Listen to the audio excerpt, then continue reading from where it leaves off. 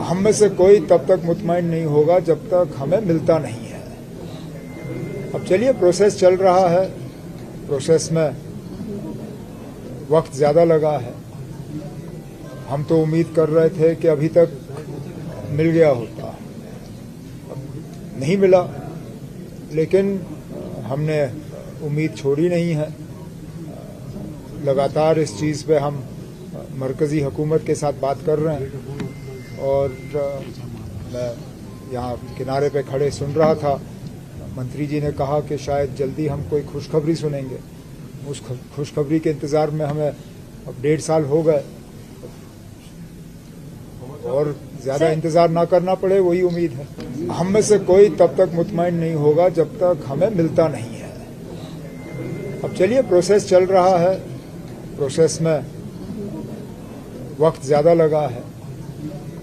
हम तो उम्मीद कर रहे थे कि अभी तक मिल गया होता, नहीं मिला, लेकिन हमने उम्मीद छोड़ी नहीं है।